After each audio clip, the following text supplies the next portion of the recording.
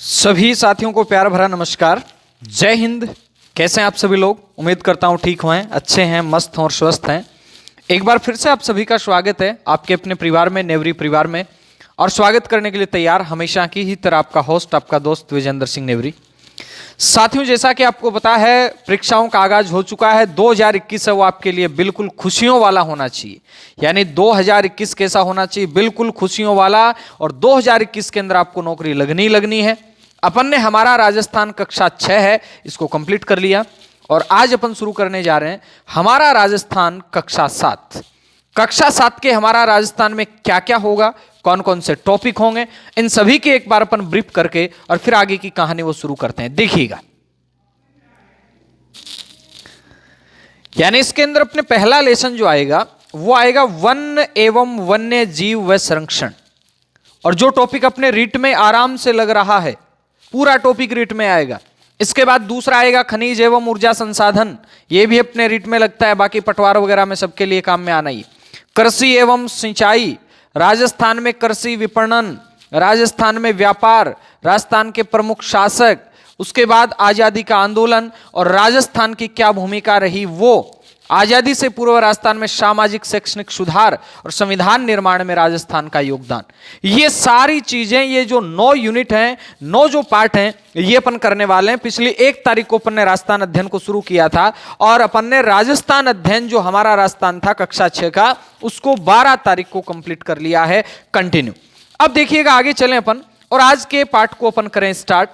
पहले नंबर पे क्या है? वन एवं वन्य जीव संरक्षण।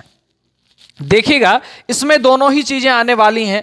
अपन वन की भी बात करेंगे और वन्य जीव की बात करेंगे और साथ में उनके संरक्षण की भी चर्चा करेंगे।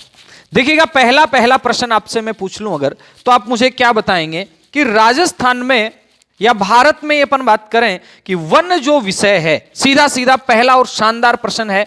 क्लास को शेयर जरूर कर दीजिएगा क्योंकि आप लोगों का एक एक शेयर है, ये कई से लोगों की जिंदगी बदल देगा। अब बात करें अपन वन कौन से संविधान में कहां पे, तो सीधा सीधा याद रखिएगा, अगर संवैधानिक दृष्टि से देखा जाए तो वन कौन सी सूची का विषय है? वन समवर्ती सूची का विषय।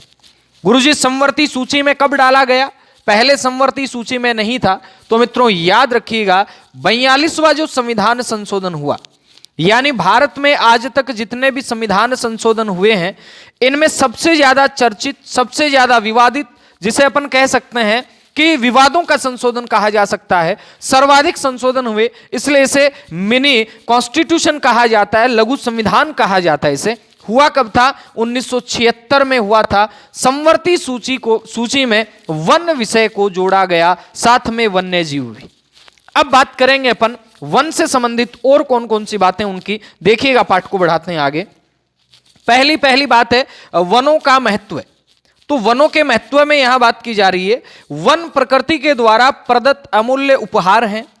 पेड़ पौधे हमें शुद्ध हवा देने के साथ साथ वर्षा में भी सहयोग करते हैं। पेड़ पौधे वन्य जीवों को आश्रय प्रदान करते हैं, पता ही है। प्राकृतिक सुंदरता के साथ जलवायु को सम बनाते हैं और आजीविका के साधन है। आर्थिक महत्व में इनसे प्राप्त होने वाले उत्पादन से, जैसे इमारती लकड़ी प्राप्त करते हैं, ईंधन की लकड़ी प्राप्त करते हैं, तेंदुपत्ता प्राप्त करते हैं, बांस है, गोंद है, खस है, कई प्रकार की औषधियां हैं, ये अपन वनों से ही प्राप्त करते हैं।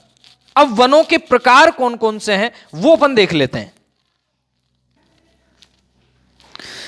अब ये वनों के प्रकार में यहां पे दिख रखा आपको। पहली बात तो प्रकार से पहले एक छोटी सी चर्चा और कर लेता हूं मैं आपके सामने। यहां पे कह रहा है कि राजस्थान राज्य के कुल क्षेत्रफल का लगभग 10वां भाग वन क्षेत्र है और राज्य में सर्वाधिक जो वन है ये उदयपुर में और सबसे कम वन क्षेत्र कहां पे? चूरू में। देखिएगा, सीधी सीधी बात अगर मैं आपसे पूछूं, यानी कि राजस्थान के अंदर वन जो है ये कहां पे ज्यादा है, कहां पे कम है, कितने हैं, आदि आदि सी बातें अपन लोग यहां करने वाले हैं। देखिएगा, सीधी सीधी चर्चा अगर आपसे कर ली जाए कि राजस्थान में वन है ये कितने प्रतिशत भाग पर हैं, आपसे सीधा यही प्रश्न पूछ लिया जाए कि राजस्थान में वन है ये कितने प्रतिशत भाग पे हैं, फटाफट से आप बता दीजिएगा। राजस्थान में वन कितने? भाई 10वां भाग लगभग वन क्षेत्र है, ये तो आप कर जाएंगे, लेकिन कितने प्रतिशत पे है ये आपको बताना है। तो आपको याद रखना है राजस्थान में कितने प्रतिशत पे वन है। सीधा सीधा प्रश्न बनेगा, राजस्थान में 9 पॉइंट और आपका 57% पे वन है। 9.57% पे राजस्थान में वन है। कई जगह आपको 9 पॉइंट में 59 भी मिलेगा। तो यहां सीधा मैं एक डाउट क्लियर कर देता हूं आपको, अगर 9.59 मिलता है तो वहां याद रखेंगे वन विभाग राजस्थान जो है ये कह रहा है कि 9.59 है, लेकिन अपना जो फॉरेस्ट सर्वे ऑफ इंडिया है जिसकी रिपोर्ट जो 2017 की रिपोर्ट थी वो 2019 में आई है, उस रिपोर्ट के अकॉर्डिंग राजस्थान में कितने प्रतिशत पे वन है। तो याद रखिएगा राजस्थान के अंदर 9 पॉइंट में 57% पे वन है। 9 पॉइंट में 57% पे वन है। ये कौन कह रहा है? सीधी सीधी बात याद रखनी है, ये कह रहा है forest survey of India. Forest survey of India इसके अकॉर्डिंग राजस्थान में 9.57 पे वन है। जबकि बात करें अपन जो अपना राजस्थान का वन विभाग है, यानी यहां मैं लिख देता हूं वन विभाग जो राजस्थान है, ये क्या कहता है? ये कहता है कि राजस्थान के अंदर वन कितना है? वन 9.59% पे है। यानी इनके अकॉर्डिंग राजस्थान में 32,845 वर्ग किलोमीटर पे वन है। जबकि फॉरेस्ट सर्वे ऑफ इंडिया की रिपोर्ट जो 2017 की है, आई थी 2019 में, इस रिपोर्ट के अकॉर्डिंग कहा गया है कि राजस्थान के अंदर जो रिकॉर्डेड फॉरेस्ट एरिया है अब वो कितना है। तो सीधा सीधा याद रखेंगे 32,737 है, ये राजस्थान का रिकॉर्डेड फॉरेस्ट एरिया है। ये दोनों कंफ्यूज थे जो मैंने आपके दूर कर दिए। राजस्थान में वन विभाग के अनुसार कितना है? 9.59 है। जबकि अगर बात करें फॉरेस्ट सर्वे ऑफ इंडिया के अकॉर्डिंग जो 2017 की जो रिपोर्ट है इसके अकॉर्डिंग कितना है? तो 9.57 है। अगर प्रश्न आ जाए कि 2019 वन विभाग राजस्थान के अनुसार कितना है, यहां 2019 लिखा आएगा 31 मार्च 2019 के अनुसार, तो आएगा 9.59, याद रखेंगे। चलो लगभग 10 है। अब अगली बात यह आती है, गुरुजी वन रिपोर्ट जारी कौन करता है? सीधा और अच्छा सा प्रश्न यह बनेगा कि वन रिपोर्ट जारी करने का काम कौन करता है? तो साथियों गौर करेंगे, वन रिपोर्ट जारी करने का काम करता है कौन? आपका देहरादून के अंदर जो अपना फॉरेस्ट सर्वे ऑफ इंडिया संस्थान है, ये फॉरेस्ट सर्वे ऑफ इंडिया है कहां पे? है देहरादून में। गुरुजी कितने वर्षों से? तो याद रखेंगे जैसे जनगणना 10 वर्षों से होती है, उसी प्रकार पशुगणना 5 वर्ष से होती है। ये जो रिपोर्ट आएगी ये द्विवार्षिक आएगी। कितने वार्षिक? द्विवार्षिक। यानी प्रत्येक दूसरे वर्ष क्या होगा? प्रत्येक दूसरे वर्ष ये रिपोर्ट आएगी। प्रश्न फिर बनेगा कि ये जो रिपोर्ट आती है प्रत्येक दूसरे वर्ष आती है, राष्ट्रीय वन अनुसंधान संस्थान के द्वारा, वन अनुसंधान संस्थान देहरादून से आती है। जो 2017-18 का डाटा था, ये डाटा 2019 में प्रकाशित किया गया। यानी मैं कह दूं 2019 की जो रिपोर्ट थी ये कौन से नंबर की रिपोर्ट रही? तो साथियों गौर करना, ये 16वें नंबर की रिपोर्ट थी। पहली वनगणना कब की गई? तो याद रखेंगे 1987 में। कब की गई? 1987। कितने वर्षों के अंतराल से जारी की जाती है? 2 वर्ष के अंतराल से जारी की जाती है। अब सिस्टम क्या है? अब सैटेलाइट और जो आपका रिसोर्सेट 2 है, इन दोनों के माध्यम से ये वन रिपोर्ट तैयार की गई है। अब बात करेंगे अपन कि अपने राजस्थान के अंदर, अपने राजस्थान में सर्वाधिक वन कहां पे हैं और सबसे कम वन कहां पे? सीधा सीधा सा प्रश्न है। यहां तो जैसे लिख दिया कि सर्वाधिक वन उदयपुर में, तो क्या अपने को एक जिला ही याद करना है? नहीं, याद रखेंगे मित्रों उदयपुर में सबसे ज्यादा है। तो दूसरे नंबर पे गुरुजी कौन सा जिला है? दूसरे नंबर पे आपके पास आ सकता है अलवर। उदयपुर के बाद में दूसरे नंबर पे आपके पास क्या आएगा? अलवर आएगा। तीसरे नंबर पे आपके पास क्या आएगा? प्रतापगढ़ आएगा। चौथे नंबर पे आपके पास क्या आएगा? बारां आएगा। यानी सर्वाधिक वन कहां पे? उदयपुर में। उदयपुर बाई चांस नहीं मिलता है तो आप क्या कहेंगे? अलवर, फिर प्रतापगढ़, फिर बारां। जबकि सबसे कम वन क्षेत्र कहां है? चूरू में। गुरुजी चूरू तो याद रह गया, लेकिन इसके अलावा और भी कोई है क्या? बिल्कुल है। सबसे कम वन चूरू में है। उसके बाद में दूसरे नंबर पे हनुमानगढ़ आता है, तीसरे नंबर पे जोधपुर आता है और चौथे नंबर पे कहां आएगा मित्रों? कौन सा आएगा? गंगानगर। यानी सबसे कम वनस्पति का जो एरिया है वो चूरू में, यहां मात्र 82 वर्ग किलोमीटर पे वनस्पति है।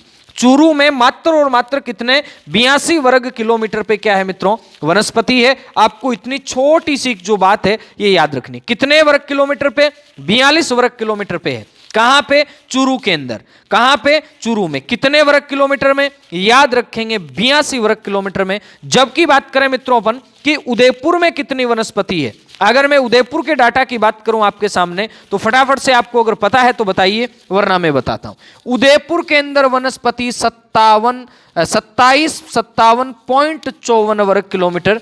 चूंकि ये डाटा आपके ज्यादा काम का है नहीं, ज्यादा काम का है नहीं, आपको इतना ही याद रखना है उदयपुर में है सबसे ज्यादा, सबसे कम कहां पे है? चूरू में। चलो गुरुजी मान गए बात, सर्वाधिक कहां पे? उदयपुर में, और सबसे कम वनस्पति कहां पे? अपने राजस्थान में, चूरू में। लेकिन अब एक प्रश्न और आता है कि सबसे ज्यादा प्रतिशत में और सबसे कम प्रतिशत में, यानी प्रतिशत में कम कहां पे है और प्रतिशत में ज्यादा कहां पे है? गुरुजी प्रतिशत नहीं समझे, मैं समझाता हूं एक इजी से फॉर्मूले से। जैसे मान लेते हैं अपने पास दो जिले हैं, ए और बी है, ए और बी है।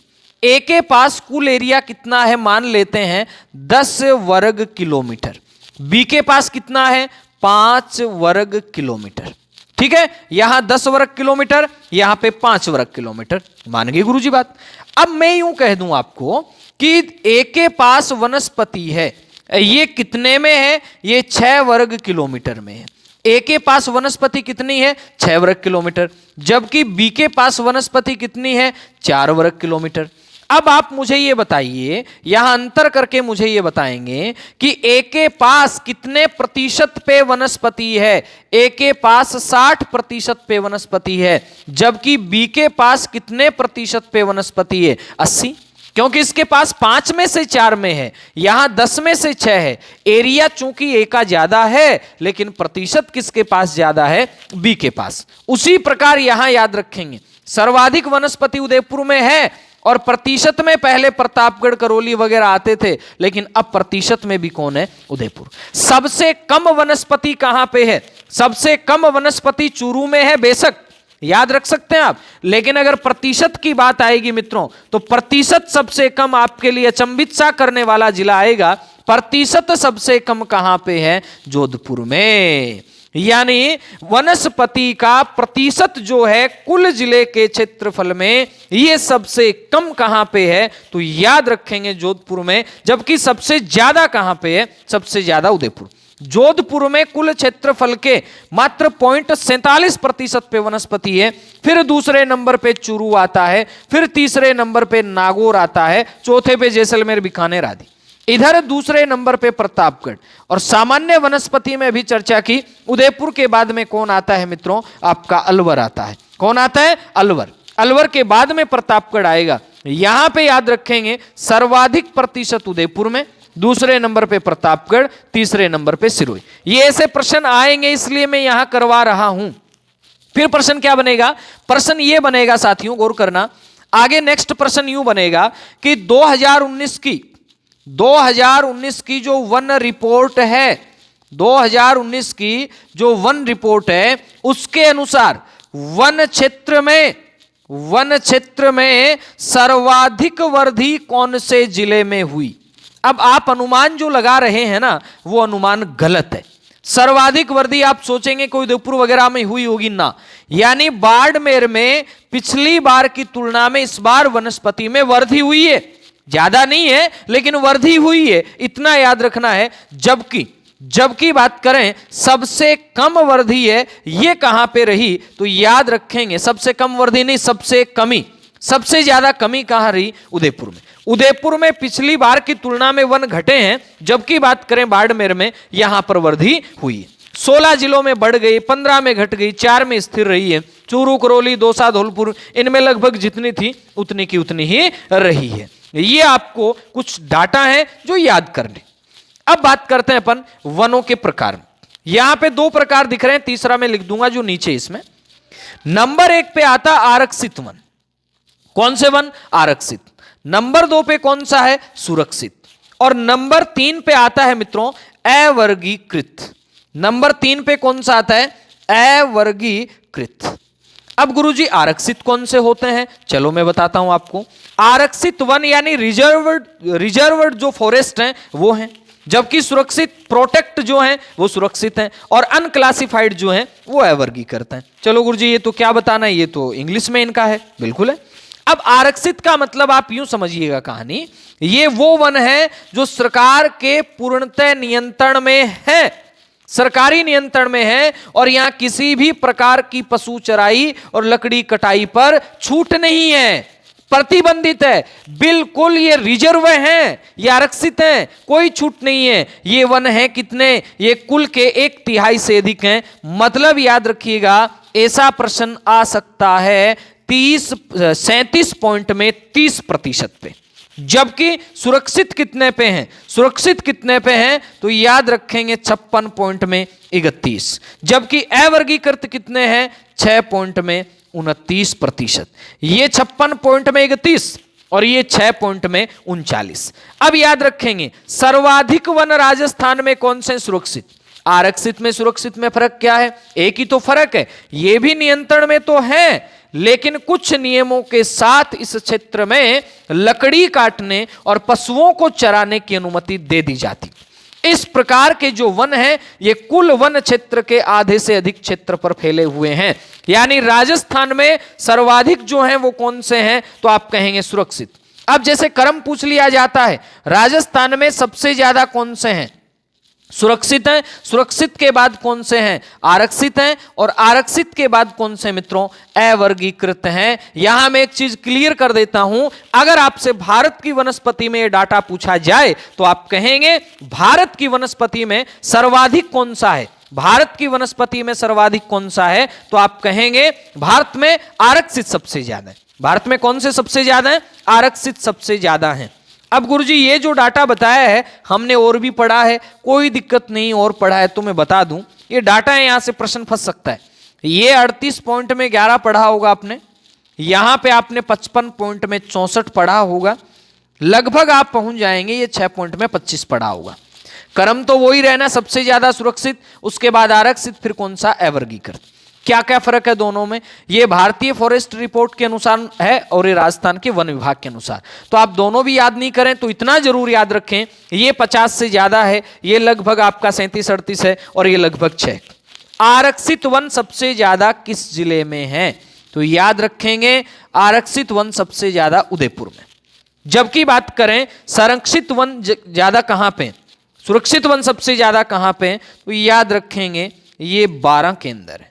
जबकि अवर्गीकृत वन सबसे ज्यादा कहां पे है, ये बीकानेर। यहां किसी का कोई नियंत्रण नहीं होता, सरकारी नियंत्रण से बिल्कुल दूर जो होते हैं वो कौन से हैं तो याद रखेंगे वो हैं अवर्गीकृत। कौन से हैं भाई साहब, अवर्गीकृत हैं। कौन से हैं, अवर्गीकृत हैं। अब मैं यहां आपके लिए एक नया डाटा और दे देता हूं, आपके लिए नई चीज होगी कि अपने राजस्थान में कार्बन स्टॉक कितना है, अपने राजस्थान में कार्बन स्टॉक कितना है बताएं। ये नया प्रश्न है, कार्बन स्टॉक होता क्या है ये आप कमेंट करके बता सकते हैं, नहीं पता तो बताएं, मैं बता दूंगा। 108.36 मिलियन टन है राजस्थान का कार्बन स्टॉक कितना है, राजस्थान का कार्बन स्टॉक कितना है 108.36 मिलियन टन राजस्थान का कार्बन स्टॉक है। यानी राजस्थान के जो वन हैं उनका कार्बन स्टॉक कितना है 108.36 मिलियन टन। चलो ज्यादा कोई खास बात है नहीं, चलें आगे चलते। अब ये वर्गीकरण आपने देखा आरक्षित, सुरक्षित, अवर्गीकृत। इसके बाद आता है भौगोलिक दृष्टि से वनों का वर्गीकरण। भौगोलिक दृष्टि से वनों का वर्गीकरण कि किस किस प्रकार के वन हो सकते हैं अपने राजस्थान में। नंबर 1 पे आप देख पा रहे हैं राजस्थान में ये जो वन है ये कौन से हैं, यहां लिख रखा है उष्ण कटिबंध कंटीले वन। कौन से वन, उष्ण कटिबंध जो कंटीले वन हैं वो यहां पे। अब प्रश्न आ जाएगा उष्ण कटिबंध कंटीले वनों में क्या है, ये वन राजस्थान के शुष्क व अर्धशुष्क भागों में पाए जाते हैं। बीकानेर है, चूरू है, जैसलमेर, बाड़मेर, नागौर, जोधपुर, सीकर, झुंझुनू, जालोर आदि जिलों में पाए जाते हैं। पश्चिमी राजस्थान है, इनमें झाड़ियां व कंटीले वृक्ष होते हैं। मुख्य वृक्ष रोहिड़ा है, खेजड़ी है, धोकड़ा है, बेर है, बबूल है, केर है, नीम है आदि है। ये मरुस्थलीय वनस्पति है, इसको मरुद्भिद भी अपन लोग कह सकते हैं। अब देखिएगा साथियों, अगर अपन बात करें, अपने सामने एक छोटा सा ये चित्र दिख रखा है, ये है खेजड़ी का, यानी राजस्थान का जो राज्य वृक्ष है ये कौन सा है? खेजड़ी। राजस्थान का राज्य वृक्ष कौन सा है? खेजड़ी है। चलो इसकी छोटी छोटी जानकारियां मैं आपको दे देता हूं। क्या क्या? राजस्थान का राज्य वृक्ष आप खेजड़ी को कह रहे हैं। गुरुजी से घोषित कब किया गया था? राजस्थान के राज्य वृक्ष का दर्जा कब दिया गया था? तो मित्रों याद रखिएगा, इसे 31 अक्टूबर 1983 को राज्य वृक्ष का दर्जा दिया गया था।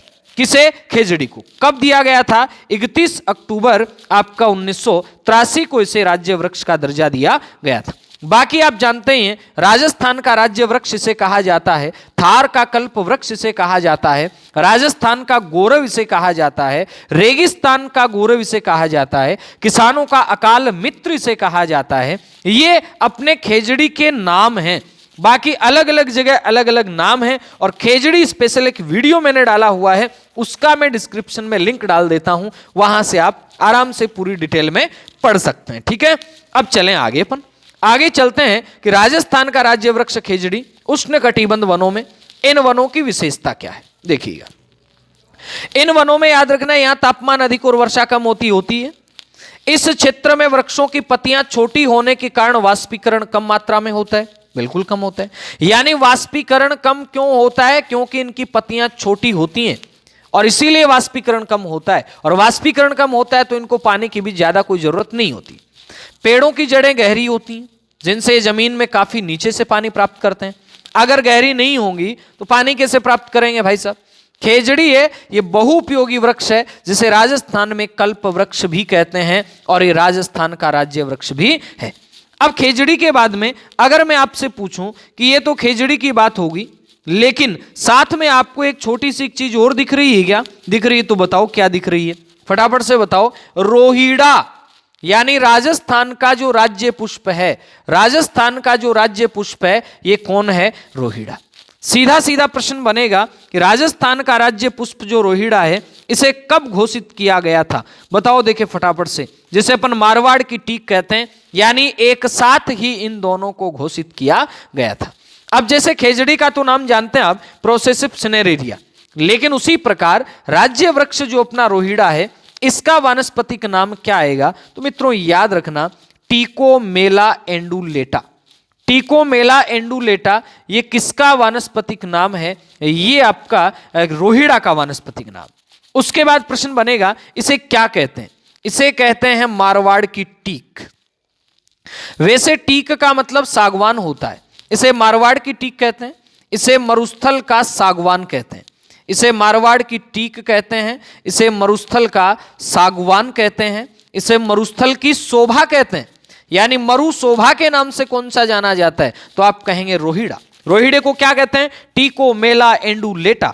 रोहिड़े को क्या कहते हैं? टिकोमेला एंडुलेटा। और ये जो आप रंग देख रहे हैं, यानी अपन यूं कहें कि ये पीला, केसरिया, लाल, नारंगी सभी का सा मिश्रण दिखाई देता है, हिरमिच कलर का कह सकते हैं। कौन से राजस्थान में? पश्चिमी राजस्थान में। और ये जो फूल देख रहे हैं, ये मार्च अप्रैल के लगभग आते हैं।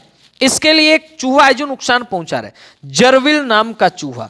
जिस प्रकार से गाइकोड्रमा सेलेस्ट है ना, ये खेजड़ी के लिए नुकसानदायक है, उसी प्रकार से रोहिड़े के लिए नुकसानदायक है जरविल नाम का चूहा, जो इसको सबसे ज्यादा क्या कर रहा है मित्रों? नुकसान पहुंचा रहा है। उष्ण कटिबंध वनों में अपन ने ये बात देखी, उष्ण कटिबंध कंटीले वन। अब आता है उष्ण कटिबंध शुष्क पतझड़ वन। प्रश्न क्या है? उष्ण कटिबंध शुष्क पतझड़ जो वन है, यहां से अपन क्या क्या प्रश्न बना सकते हैं? देखिएगा, नंबर 1 पे इन वनों को क्या कहते हैं? मानसूनी वन कहते हैं। इन वनों को क्या कहते हैं? मानसूनी वन। ऐसे वन मुख्यतः बांसवाड़ा, डूंगरपुर, उदयपुर, चित्तौड़गढ़, कोटा, बारां, झालावाड़, अलवर, अजमेर, जयपुर, सवाईमाधोपुर, करौली, बूंदी, टोंक, यानी दक्षिणी व दक्षिण पूर्वी राजस्थान में। कौन से राजस्थान में? दक्षिणी एवं दक्षिण पूर्वी राजस्थान में ऐसी वनस्पति पाई जाती है, शुष्क पतझड़ वन। उसके बाद में आ रहा है कि इन जिलों में पाए जाते हैं। इन वनों में सागवान है, इन वनों में बरगद है, तेंदू है, सालर है, महुआ है, गुल्लर है, धौंक है, डाक है, साल है, सीताफल, बांस, आंवला, आम, नीम, शीशम आदि वृक्ष पाए जाते हैं। अब इनमें एक एक की अगर अपन बात करें तो देखिएगा, सागवान से प्रश्न बन सकता है कि अपने राजस्थान में सागवान कौन से राजस्थान में पाया जाता है? दक्षिणी राजस्थान में पाया जाता है। कहां पे ज्यादा होते हैं? ये बांसवाड़ा क्षेत्र में सागवान या फिर टीक जिसे अपन कहें, ये ज्यादा होते हैं। कहां पाया जाता है? तो सीधी सीधी बात याद रखेंगे, दक्षिणी राजस्थान में पाया जाता है। और इसका भी एक वानस्पतिक नाम आता है जिसे अपन कह सकते हैं टेक्टोना ग्रैंडिस। ये किसका वानस्पतिक नाम है? सागवान का वानस्पतिक नाम है, दक्षिणी क्षेत्र में है। अब प्रश्न आ जाए कि राजस्थान में सागवान के लिए उपयुक्त क्षेत्र कौन सा? दक्षिणी। बांसवाड़ा के साथ दूसरा जिला पूछ लिया जाए तो याद रखेंगे डूंगरपुर। तीसरा पूछ लिया जाए तो याद रखेंगे उदयपुर। बरगद से कोई विशेष प्रश्न बनता नहीं है। इसके बाद बनेगा तेंदू से। तेंदू में स्पेशल तेंदू का जो पत्ता होता है ये काम में लिया जाता है, तेंदू पत्ता।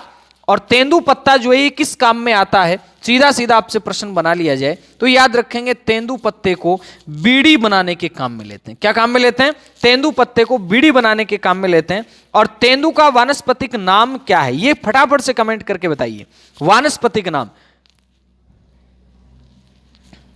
फटाफट कमेंट करें। देखें, डिसोपाइरोस मेलेनोक्सिलॉन। डिसोपाइरोस मेलेनोक्सिलॉन किसका? लिखूंगा मैं भी, नहीं लिखा नहीं जाएगा।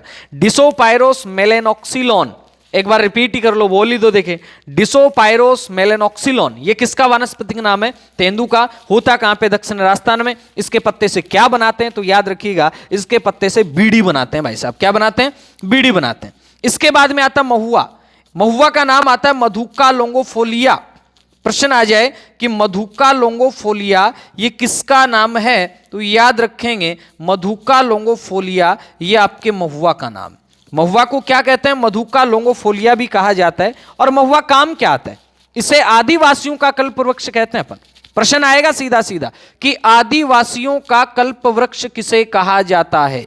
आदिवासियों का कल्प वृक्ष, आदिवासियों का कल्प वृक्ष किसे कहते हैं? तो मित्रों गौर करेंगे, आदिवासियों का कल्प वृक्ष ये महुआ को कहा जाता है। आदिवासी लोग जो टोने टोटके में काम में लेंगे वो किस वृक्ष को काम में लेंगे? तो भी आप कहेंगे महुआ को। प्रश्न आएगा कि आदिवासी जो लोग हैं ये कौन से वृक्ष से शराब बनाते हैं? शराब बनाते हैं। और इस शराब को यहां पे मोकड़ी कहा जाता है। मोकड़ी, मोचड़ी को नहीं है, मोकड़ी। मोकड़ी वैसे लाख की चूड़ियों को भी कहते हैं, लेकिन कौन से लोग हैं ये आपका मोकड़ी नाम शराब बनाते हैं? ये महुआ से बनाते हैं, आदिवासी लोग बनाते हैं। आदिवासियों का कल्पवृक्ष कहा जाता है। वानस्पतिक नाम मधुका लोंगोफोलिया। गुल्लर से कोई विशेष प्रश्न नहीं बनना, धौंक से प्रश्न बनेगा। धौंकड़ा जिसे अपन कहते हैं, धौंकड़ा जिसे अपन कहते हैं, इससे क्या क्या प्रश्न बन सकता है? फटाफट से बताइए। प्रश्न इतना ही बनेगा धौंकड़ा से कि धौंकड़े का वानस्पतिक नाम क्या है? बताएं कमेंट करके। धौंकड़े को कहते हैं एनोजिस पेंडुला। धौंकड़े को क्या कहा जाता है भाई साहब? धौंकड़े को कहते हैं एनोजिस पेंडुला। ये किसका नाम है? ये धौंकड़े का नाम है। क्या नाम है? एनोजिस पेंडुला में लिख देता हूं, एनोजिस, ऐसे लिख दूं, एनोजिस पेंडुला ये किसका वानस्पतिक नाम है? ये धौंकड़े का। राजस्थान में सर्वाधिक जो पाया जाता है वन, सर्वाधिक वन कौन सा पाया जाता है? तो याद रखेंगे धौंकड़ा ही पाया जाता है। राजस्थान में सबसे ज्यादा जो वन पाए जाते हैं वो कौन से पाए जाते हैं? धौंकड़ा। धौंकड़े के बाद बात आती है मित्रों ढाक की। ढाक का मतलब क्या है? ढाक जिसे अपन कह सकते हैं पलास। क्या कह सकते हैं? ढाक का ही दूसरा नाम आता है मित्रों पलास। पलास कह दो, ढाक कह दो, एक ही बात है। इसे ही कहते हैं जंगल की ज्वाला। जंगल की आग किसे कहा जाता है? ढाक या पलास को ही कहते हैं। अब इसी को इंग्लिश में लिख देंगे, इसी को इंग्लिश में लिख देंगे, फ्लेम ऑफ द फॉरेस्ट। प्रश्न आ गया फ्लेम ऑफ द फॉरेस्ट किसे कहते हैं? तो याद रखिएगा फ्लेम ऑफ द फॉरेस्ट कहा जाता है किसे? प्लास को, ढाक को, जंगल की ज्वाला जिसे कहते हैं। इसी का दूसरा नाम आता है ब्यूटिया मोनोस्पर्मा। प्रश्न आ जाएगा भाई जंगल की आग, आग को देख के Butea Bhutia, monosperma, Butea monosperma ये किसका नाम आता है? तो याद रखेंगे ये आपका ढाक या प्लास का। इससे क्या बनते हैं? पत्तल। आजकल तो डिस्पोजल वाला चल गया, कागज वाला, प्लास्टिक वाला। पहले पत्तल दोने इसी के बनते थे। पत्तल जो जाता हो ना भंडारा के मायने है बा पातल यूं बने, तो याद रखना पत्तल दोने इसी से बनते हैं। ठीक है, आगे चलें। साल कोई विशेष प्रश्न नहीं साल से। फिर बात करें सीताफल, कोई विशेष प्रश्न नहीं है। बांस है, ये दक्षिणी राजस्थान में पाया जाता है। और सबसे लंबी घास कौन सी है? तो याद रखेंगे बांस है। तो एक प्रश्न पूछता हूं आपसे कि वागड़ का चीकू किसे कहा जाता है, फटाफट से कमेंट करके बताइएगा। वागड़ का चीकू तेंदू को कहा जाता है। वागड़ का चीकू किसे कहते हैं? तेंदू को कहते हैं। क्या कहते हैं? वागड़ का चीकू कहते हैं। तो बांस क्या है? बांस आदिवासियों का हरा सोना है, जिसे घास कहते हैं अपन, आदिवासियों का हरा सोना कहते हैं। बांसवाड़ा, उदयपुर, चित्तौड़गढ़, सिरोही, भरतपुर, इन जिलों के अंदर आपका ये पाया जाता है। क्या? बांस। अब आगे चलें अपन, आगे चलें तो और भी देख लेंगे। आगे आ रहा है अर्ध उष्ण कटिबंध सदाबहार वन। ये वन सदैव हरे भरे दिखते हैं, इसलिए सदाबहार वन कहते हैं इनको। ये आबू पर्वतीय क्षेत्र में ही पाए जाते हैं। ये वन पहाड़ी के ऊंचे वाले भागों में पाए जाते हैं। इन वनों में मुख्यतः आम, बांस और सागवान पाए जाते हैं। सदाबहार वन, सीधा सीधा एक प्रश्न बनाऊंगा मैं, और आपके लिए सबसे ज्यादा महत्वपूर्ण प्रश्न ये बनने वाला है सदाबहार वनों में, कि राजस्थान में जो वन पाए जाते हैं इनमें सबसे कम प्रतिशत पे कौन से वन हैं। तो याद रखिएगा, इनमें सबसे कम प्रतिशत पे कौन से वन है? सदाबहार वन है। कौन से हैं? सदाबहार। चलें आगे चलते हैं। अब देखिएगा, सदाबहार वन है तो राजस्थान में जो वनों के प्रकार हैं ये 3 ही दिए यहां पे, वैसे 5-4 प्रकार हैं। मैं इनका सर्वाधिक से कम की ओर क्रम लिख देता हूं। राजस्थान में सबसे ज्यादा कौन से पाए जाते हैं? तो याद रखेंगे, राजस्थान में सर्वाधिक जो पाए जाते हैं शुष्क उष्ण कटिबंधीय धौंक वन। राजस्थान में सबसे ज्यादा वन पाए जाते हैं शुष्क उष्ण कटिबंधीय धौंक वन, राजस्थान में सबसे ज्यादा। इसके बाद दूसरे नंबर पे कौन से पाए जाते हैं? तो याद रखेंगे, दूसरे नंबर पे जो आपके पतझड़ी वन हैं ये पाए जाते हैं। नंबर 2 पे कौन से? पतझड़ी वन पाए जाते हैं। गुरुजी नंबर 3 पे कौन से पाए जाते हैं? नंबर 3 पे याद रखेंगे सागवान वन पाए जाते हैं। प्रश्न आ जाए सागवान 6.86 नंबर 3 पे। नंबर 4 पे कौन से पाए जाते हैं? मरुस्थलीय वनस्पति, जिसे अपन कांटेदार वन कह सकते हैं, ये नंबर 4 पे। और नंबर 5 की अगर अपन बात करें तो नंबर 5 पे जो पाए जाते हैं मित्रों वो पाए जाते हैं सदाबहार वन। कौन से वन? सदाबहार। यानी राजस्थान में सबसे ज्यादा कौन से हैं? धौंक वन है। राजस्थान में सबसे कम कौन से हैं? तो याद रखेंगे सदाबहार वन है, ये राजस्थान में सबसे कम पाए जाते हैं। सबसे कम राजस्थान में कौन से वन है? तो याद रखिएगा राजस्थान में सबसे कम वन है सदाबहार। अब इन वनों का प्रबंधन करने के लिए, इन वनों का प्रबंधन करने के लिए क्या किया जाता है? देखिएगा, छोटी सी एक बात है, वनों का प्रबंधन करने के लिए वन मंडल स्थापित किए गए। वन मंडल राजस्थान में हैं कितने? तो याद रखेंगे राजस्थान में 12 वन मंडल हैं। राजस्थान में कितने वन मंडल हैं? 12। अब गुरुजी 13वां वन मंडल प्रस्तावित है, बना नहीं है, ये कहां पे है? 12 में। राजस्थान में वन मंडल कितना? 12। 13वां 12 में। राजस्थान में वन मंडल कितना? 12। 13वां कटे 12 में। बस याद हो गया, राजस्थान में वन मंडल कितने? 12 हैं। और 13वां जो वन मंडल है ये मित्रों कहां पे है? तो याद रखेंगे ये वन मंडल 12 में। कहां पे है? 12 के अंदर। इसके बाद और क्या क्या बात आएगी वनस्पति में? ये है कहां पे? ये भी चलो देख ही लेते हैं अपन। अच्छा प्रश्न है, कहां पे? निम्नलिखित में से कहां पे वन मंडल नहीं है, ऐसा प्रश्न आ जाए तो अपन उसको आसानी से कर पाए। देखिएगा, सीधा सीधा मैं आपको बता दूं, जैसे अपने संभाग तो आपको याद ही है। 1 नंबर पे जयपुर संभाग याद है क्या आपको? है। उसके बाद में बात करते हैं क्या जोधपुर संभाग जानते हैं क्या? जानते हैं, यहां भी वन मंडल है। इसके बाद जानते हैं कोटा संभाग, यहां दिख नहीं रहा, दूसरा कलर ले लेते हैं। क्या कोटा संभाग जानते हैं? जानते हैं, यहां भी वन मंडल है।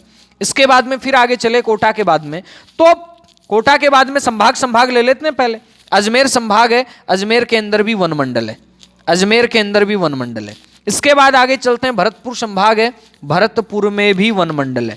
इसके बाद जैसे ही आगे चलेंगे उदयपुर संभाग है, उदयपुर में भी वन मंडल है।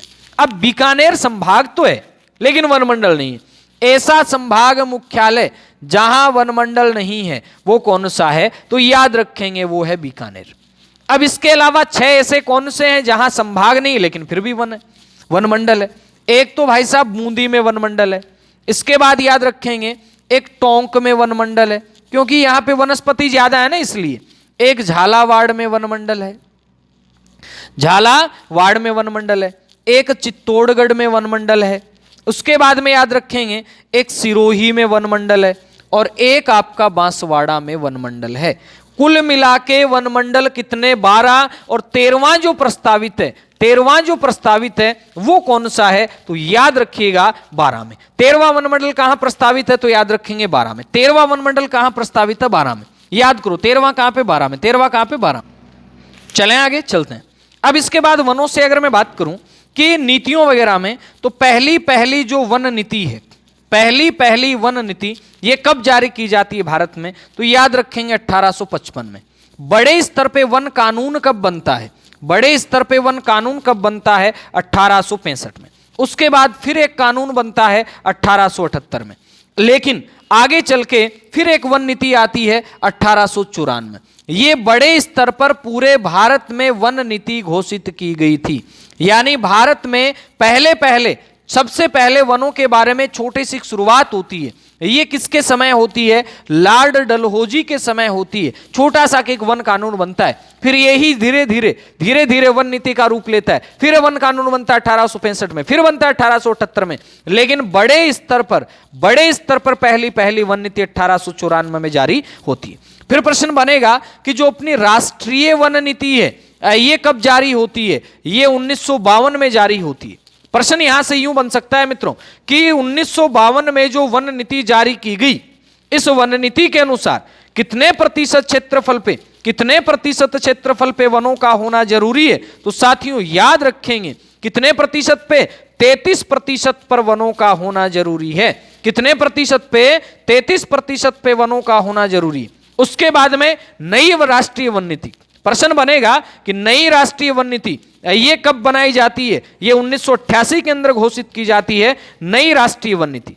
फिर प्रश्न बनेगा कि अपने राजस्थान के अंदर वन नीति ये कब जारी की गई थी, तो याद रखेंगे मित्रों राजस्थान में जो वन नीति है ये 18 फरवरी, कब की बात कर रहा हूं मैं, 18 फरवरी 2010 को राजस्थान राज्य के द्वारा पहली वन नीति जारी की जाती है। राजस्थान के द्वारा पहली वन नीति कब जारी की गई, 18 फरवरी 2000 को। और राजस्थान ऐसा करने वाला देश का पहला राज्य बन जाता है। राजस्थान ऐसा करने वाला देश का पहला राज्य बन जाता है। फिर देखना, अभी मैंने कहा कि भारत में आपका वन नीति और वन अधिनियम बनते हैं, चलो बन गए। उसके बाद राजस्थान में वन अधिनियम कब बनता है, राजस्थान वन अधिनियम ये बनता है 1953 में। और 1953 के वन अधिनियम में अगर संशोधन की बात की जाती है कि राजस्थान वन अधिनियम 1953 में संशोधन कब हुआ, तो मित्रों गौर करेंगे राजस्थान के अंदर ये जो संशोधन होता है ये 2014 में होता है। कब होता है, 2014 में। कब होता है भाई साहब, 2014 में होता है राजस्थान के अंदर वन जो आपका अधिनियम था उसमें संशोधन। कब हुआ, 2014 में हुआ। ये वनों से संबंधित कुछ बातें थी। इसके बाद अगर आपसे पूछ लिया जाए, वनों की बात कर रहे हैं अपन, तो वनों में आपसे अगर ये पूछ लिया जाए कि आफरी कहां पे है, आफरी कहां पे है, तो साथियों गौर करेंगे arid forest research institute, arid forest research institute, शुष्क वन अनुसंधान संस्थान, ये कहां पर कार्यरत है, तो याद रखेंगे ये जोधपुर में कार्यरत है।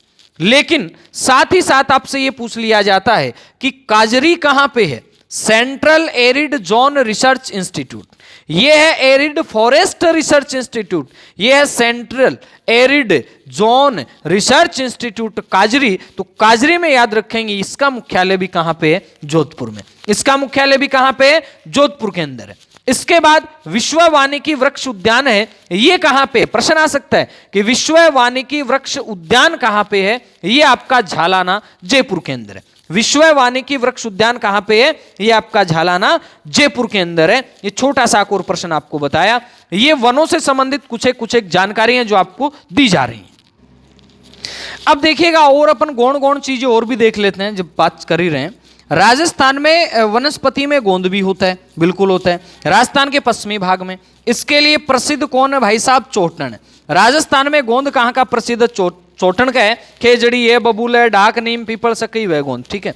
उसके बाद में वनों के अंदर अपने शहद भी होता है। इसके बाद खस भी होता है। खस नाम की जो वनस्पति है, बोले तो एक अपने आप में घास है, सवाई माधोपुर, टोंक और भरतपुर में है। इससे आपका इत्र भी बनता है और इससे आपका क्या बनेगा, इत्र तो बनता है, सुगंधित है इसलिए, और शरबत इसलिए बनता है क्योंकि मीठी घास होती है। कैसी घास है, खस मीठी।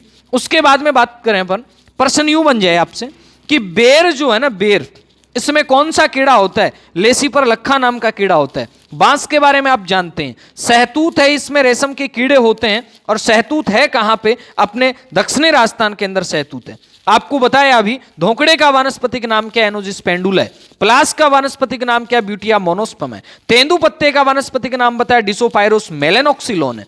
तेंदु को क्या कहा जाता है, वागड़ का चीकू भी कहा जाता है। खेजड़ी आपको बताया, खेजड़ी में सीधा सीधा याद रखना है, प्रोसेस स्नेरेरिया याद रखना है, 1983 याद रखना है, 1983 याद रखना है, 1983 ये प्रश्न आ सकता है। बाकी आप जानते हैं खेजड़ी के लिए बलिदान पहले कर्मा और गोरा के नेतृत्व में 1604 के अंदर हुआ था, कर्मा और गोरा के नेतृत्व में। फिर 1730 के अंदर ये आपका भाद्रपद शुक्ल पक्ष की 10वीं को होता है बड़ा बलिदान।